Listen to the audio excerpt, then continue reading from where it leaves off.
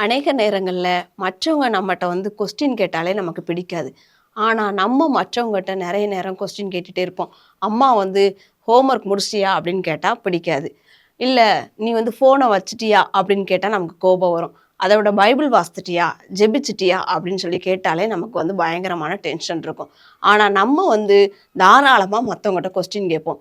இன்னைக்கு கொஸ்டின் கேட்டதுனால நம்முடைய வாழ்க்கையில அ கொஸ்டின் கேட்டு அதுக்கு ஆன்ஸர கண்டுபிடிச்சவங்கள பத்தி நம்ம 2 தாட்டு பார்க்க போறோம். என்ன அப்படின்னு சொன்னா, பறவைகள் வானத்துல பறக்கிறத பார்த்த ரைட் சகோதரர்கள், ஏன் அது கீழ விழல அப்படின்னு சொல்லி யோசித்ததுனால தான் ஏரோப்ளேன கண்டுபிடிச்சாங்க. பழம் ஏன் கீழ விழுகுது அப்படின்னு சொல்லிட்டு ஐசக் நியூட்டன் கேள்வி கேட்டதுனால தான் புவியீர்ப்பு விசை இருக்கு அப்படின்றத கண்டுபிடிச்சாங்க. அதே மாரி நம்முடைய வாழ்க்கையிலயும் நம்ம கேள்விகள கேட்கும்போது தான் அடுத்த ஸ்டெப்புக்கு நம்ம முன்னேற முடியும்.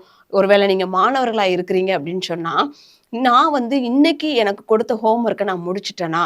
அப்படின்னு சொல்லிட்டு நீங்க கேள்வி கேட்டு பாருங்க. முடிக்கல அப்படின்னு சொன்னா, அடுத்த நாள் அத முடிக்கிறதுக்கு முயற்சி பண்ணுங்க. நான் காலையில எந்திரிச்சதுலருந்து நைட்டு தூங்குறது வரைக்கும் எங்க அம்மா, அப்பாவ, ஏசப்பாவ பிரியப்படுத்தக்கூடிய காரியத்த நான் செய்திருக்கனா? அப்படின்னு சொல்லிட்டு நீங்க கேள்வி கேட்டு பாருங்க. கேள்விக்கு ஆன்சர் உங்கட்ட தான் இருக்குது. நீங்க ஒரு வேளை செய்யல அப்படின்னு சொன்னா, அத செய்றதுக்கு முயற்சி பண்ணுங்க. நீங்க படிக்கிறதுக்கு முன்னாடி நான் ஜெபம் பண்ணிட்டு தான் படிக்க ஆரம்பிக்கணும்னு சொல்லிட்டு உங்க பேரண்ட்ஸ் உங்களுக்கு கற்றுக் குடுத்துருப்பாங்க. நீங்க அத ஃபாலோ பண்றீங்களா? அப்படின்னு கேள்வி கேட்டு பாருங்க.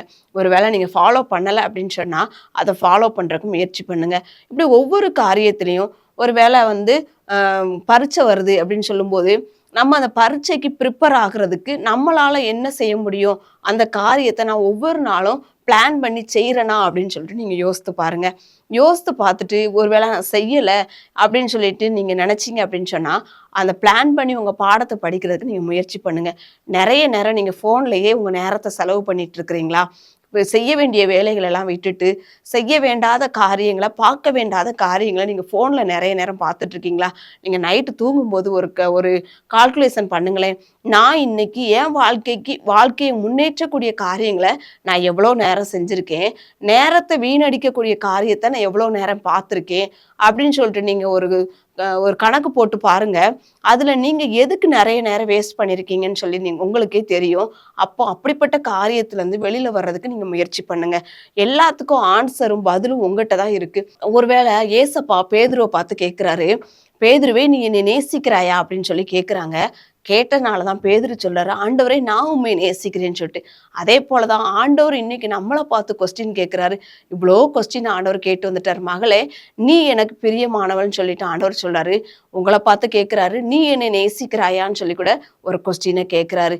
இந்த வாலிப பிராயத்துல இருக்கிற நீங்க, படிச்சு கொண்டு இருக்கிற நீங்க ஆண்டவரை நேசிக்கிறீங்களா? இல்ல இந்த உலக பிரகாரமான மனிதர்களை நேசிக்கிறீங்களா?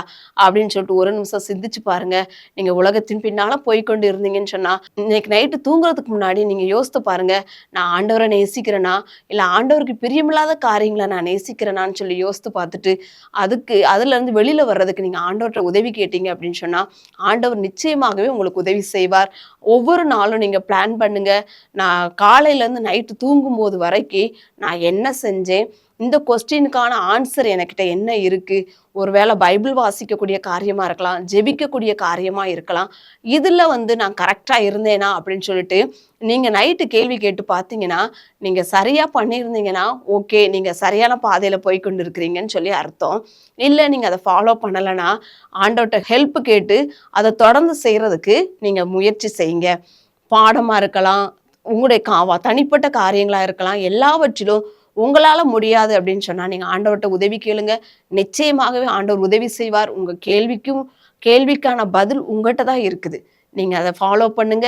ஆண்டவர் அடுத்த ஸ்டெப்புக்கு உங்கள அழைச்சிட்டு போவார். ஓகே வாலிப பிள்ளைங்களே, வாலிப நாட்கள்ல இருக்கிற நீங்க ஆண்டவர பிரியப்படுத்த போறீங்களா? மனிதர்கள பிரியப்படுத்த போறீங்களா? ஆண்டவர நேசிக்க போறீங்களா? மனிதர்களை நேசிக்க போறீங்களா?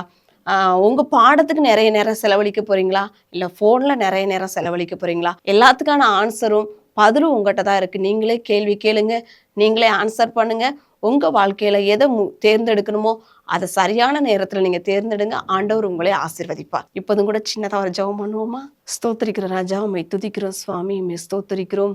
இந்த நேரத்துல ஆண்டவரே இயேசப்பா, அநேக நேரங்கள்ல நாங்க அப்பா எங்க வாழ்க்கையில என்னென்ன காரியத்தை செஞ்சோம், செய்யலன்னு சொல்லி கூட எங்களுக்கு தெரியாம போயிருது சுவாமி.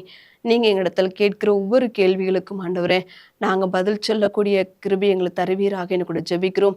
அநேக நேரங்கள்ல நாங்க பிரயோஜனமற்ற காரியங்களுக்கு எங்க நேரத்த செலவழிக்கிறாங்க சுவாமி. ஆண்டவரே, அதுலேருந்து வெளியில வர உதவி செய்யுங்க. அன்றன்னைக்கு கொடுக்குற ஆண்டவரே ஏசப்பா ஹோம்வொர்க்கள அன்னைக்கே பண்றதுக்கு நீர் கிருபை கொடுப்பீராக என்று கூட ஜெபிக்கிறோம்.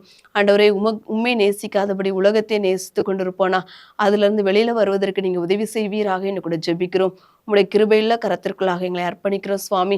இந்த வாலிப நாட்கள் ஆண்டவரே ஏசப்பா உமக்கு முக்கியத்துவம் கொடுக்க, ஆண்டவரே தன்னுடைய வாழ்க்கையில முன்னேறுவதற்கான காரியங்களை செய்வதற்கு நீர் கிருபை கொடுப்பீராக என்று கூட ஜெபிக்கிறோம். ஆண்டவரே அப்பா, முயற்சி பண்ணியும் தோற்று போய் கொண்டிருக்கிற பிள்ளைகளுக்கு ஆண்டவரே உம்முடைய கிருபையினால, உம்முடைய பலத்தினால அதை ஆண்டவரை மேற்கொள்வதற்கு நீர் கிருபை தருவீராக என்று கூட ஜெபிக்கிறோம். நீர் கூட இருந்து நடத்துங்க, பெரிய காரியங்களை செய்யுங்க. இயேசுவின் நாமத்தில் ஜெபிக்கிறோம் நல்ல பிதாவே, ஆமென்.